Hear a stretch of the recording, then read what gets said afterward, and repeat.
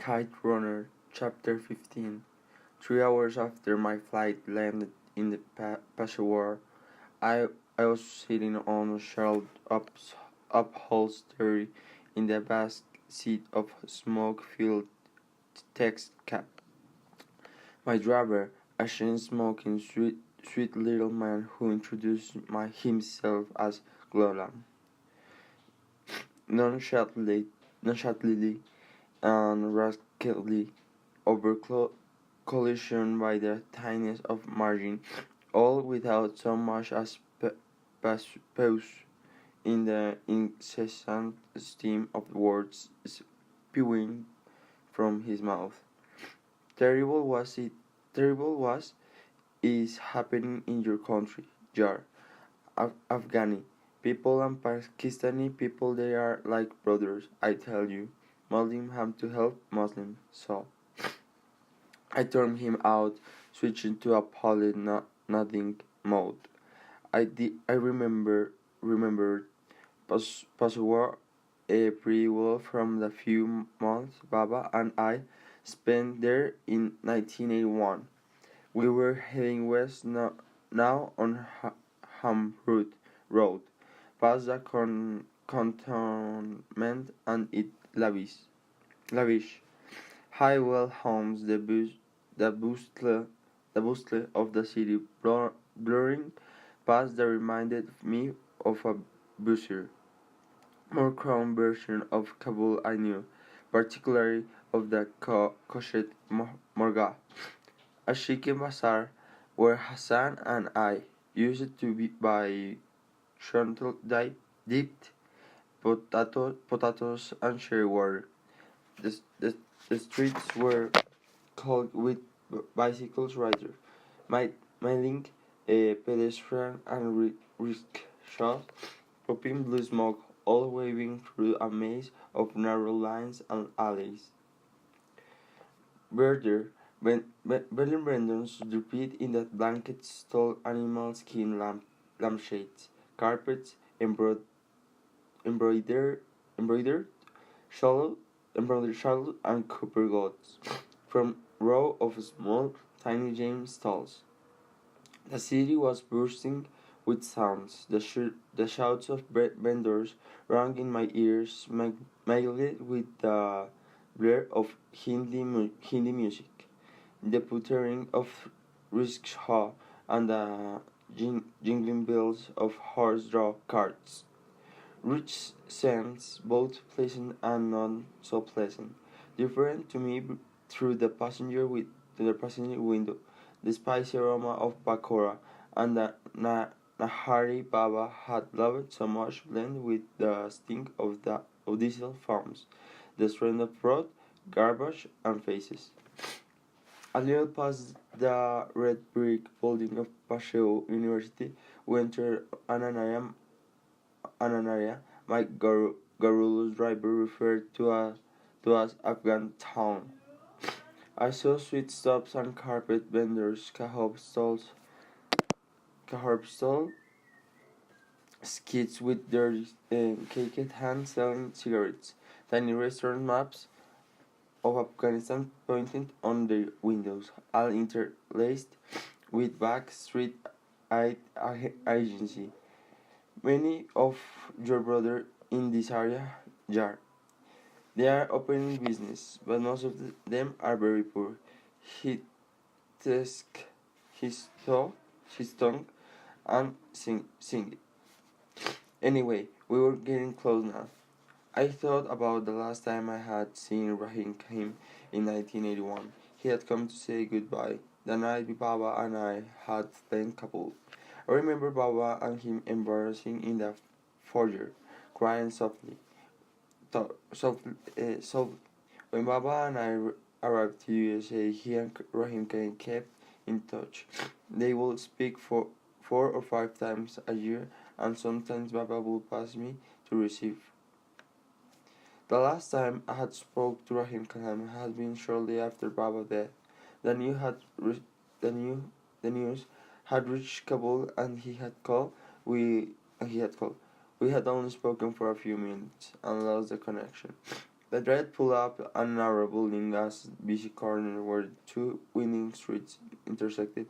I paid the driver, took me down suitcase, and wake up the intricately covered door.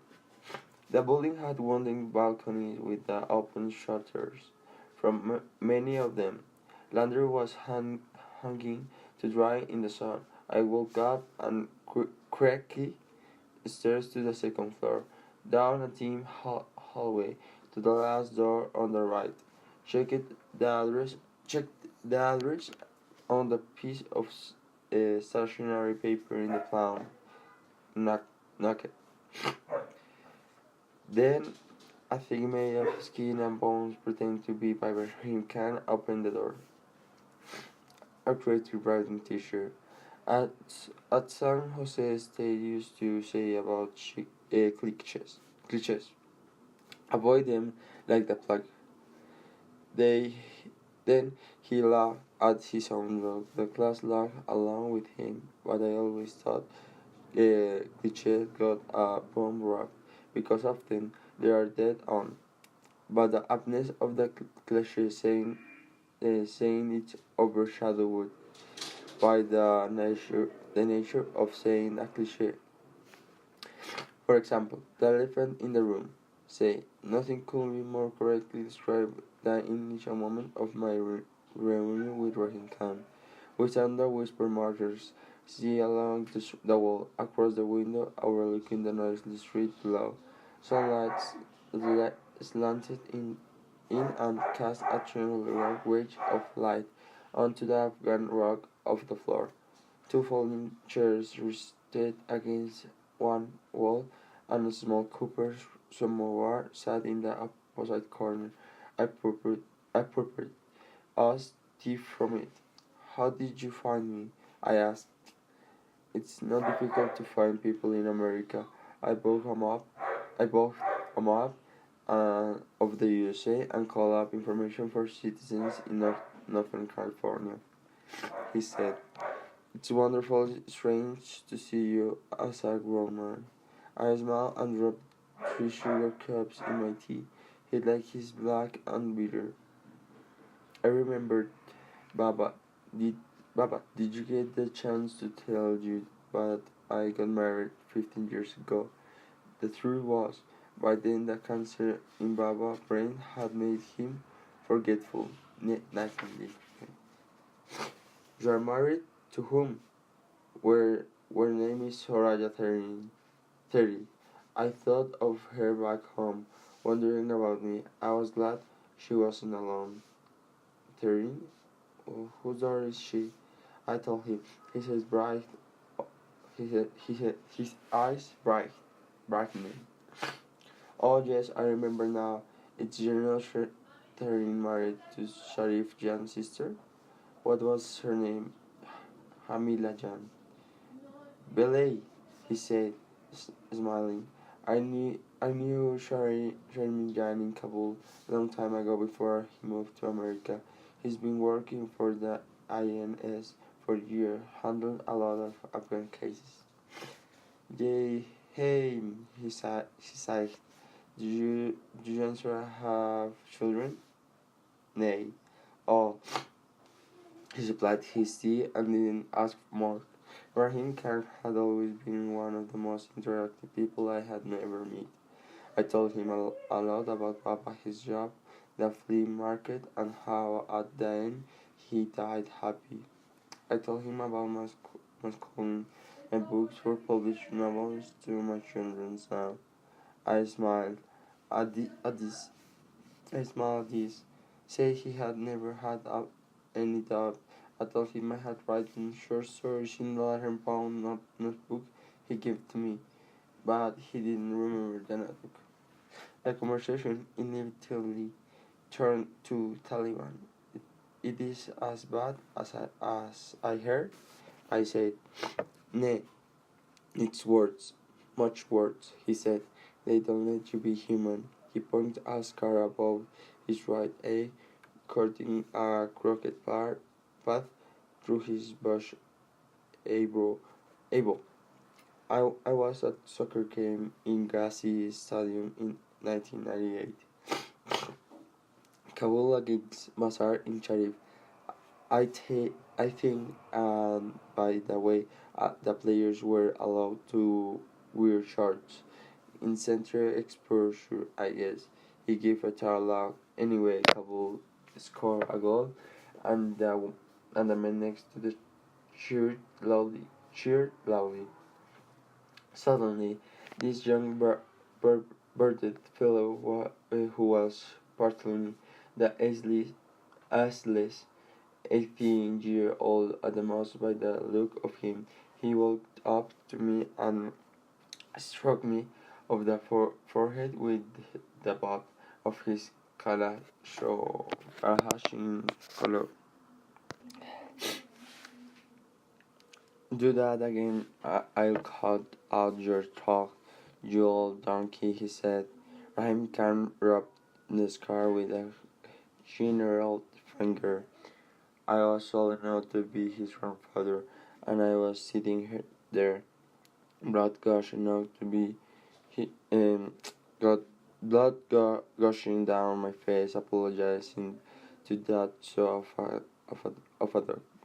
I purported him more tea. Rahim can't talk some more. Much of it I knew already, some not. He told me, as arranged between Baba and him, he had lived in Baba's house since 1981. This I knew about. Baba had sold the house to Rahim Khan shortly before he and I flew Kabul. The way Baba he seen in those days. Afghanistan travel we were only temporarily interruption of our way of life. The days and the parties at the Wazir Bar, Khan house and picnics in the Bagman would certainly return. So he given the house to Rahim Khan to keep watching over until the day. Rahim Khan told me how when the North American Alliance took over Kabul between 1992 and 1996, different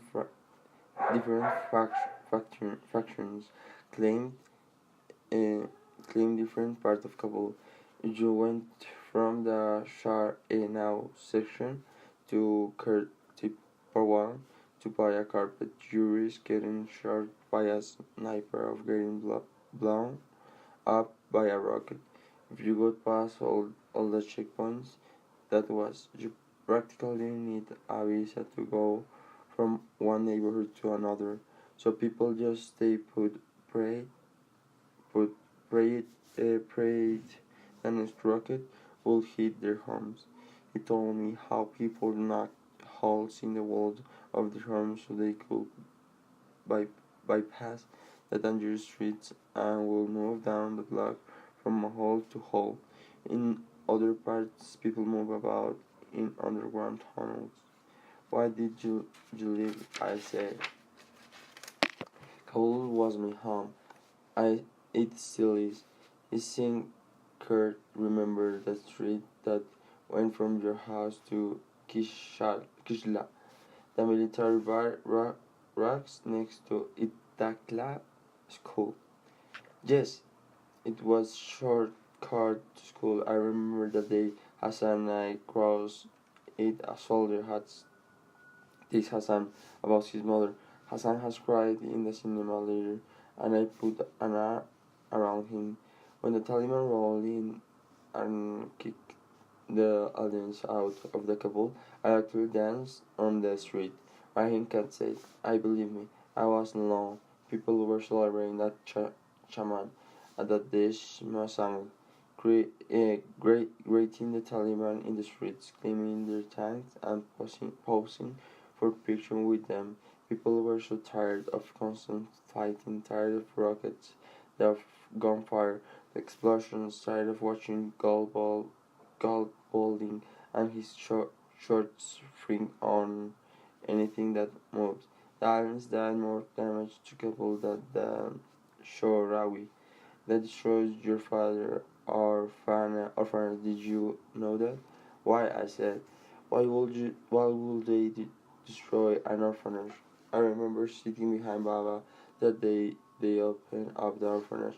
The wind had knocked off his car's curl, and everyone had laughed. They stood and chapped when he delivered his speech. And now it was just another pile of rope. All the money Baba had spent, all those nights he sweat over the blueprints, all the visit to the construction site to make sure every brick, every beam, and every block was laid just right. Collateral damage. Rahim Khan said, "Do you know what you know, Amirjan? What it was like sifting through the rubble of that orphanage? There were body parts of children. So when the Taliban came, they were heroes." Rahim Khan said, "Place at last." Yes, I hope it's a strange thing because at last, but as what price? A balloon caught him, feet grip Rahim Khan and rock his gaunt body back and forth. When he spat into the handkerchief, it immediately stained red. I thought that was as good a time as any to address the elephant swimming with us in that tiny room. "How are you?" I asked. I mean really, how are you?" "Dying, actually," he said in a gurgling voice. Another round of coughing. More blood on the handkerchief. He whispered, his mouth blotted his sweat brow from one wasted temple to another with his sleeve, and gave me a quick glance. When he nodded, I knew he had read the expression of my face. Not long, he breathed. "How long?" He struggled. "Gosh, again, I didn't think I'll see the end of the summer," he said. "Let me take you home with me. I can find you a good doctor. They're coming out with new treatments all the time. There are new drugs and experimental training. We will enroll you in one." I was rambling and knew it, but it was better than crying, which I was probably going to do anyway. He let out a shaft of light, revealed missing lower decision. It was the most tired laugh I had ever heard. "I see an American has infused you with the optimism that had made her so great." "That's very good. We are melancholy people. We Afghans aren't we? Often we wallow too much in ghamkhori and self-pity, and we give in to lose to suffering, accept it as a phase of life. Even see it as necessary, scary, surrender. See the Jimmy Shore, we say, life goes on, but I'm not surrendering to fate here. I am being pragmatic. I have seen several good doctors. He and they have given the same answer. I trust them. I believe them. There is such a thing as goodwill. There is only what you do and what you don't do. I said, "Rahim Kalak, you saw that like your father just now. I miss him so much, but it is God's will, Amirjan. It really is." He paused. "Besides, there's another reason I asked you to come here. I wanted to see you before I go." "Yes, but sometime else too." "Anything." "You know all these years I lived in your father's house after you left?" "Yes." "I wasn't alone for all of them. Hassan lived there with me." Hassan? I said. When was the last time I had spoke his name? Those thorny old barbs of guilty were into me once more, as if speaking his name had broken a spell, set them free to torment me anew. Suddenly, the air in Amiraham little fire was too thick, too hot, too rich with the smell of the street. I thought about writing you and telling you before, but I wasn't sure you wanted to know. Was I wrong? And the truth was no. The lie was yes. I settled for something in between. I don't know. He caught another part of blood into the hot kerchief. We, when he bent his lid to split, I saw honey crush stories on his scalp. I brought you here before I'm going to ask something of you. I'm going to ask you to do something for me. But before I do, I want to tell you about Hassan. Do you understand? Yes, I murmured. I was to tell you about him. I was to tell you everything. You will listen. I need. Then Rahim Khan spit some more tea, rested his head against the wall, and spoke. AudioBook Chapter 15.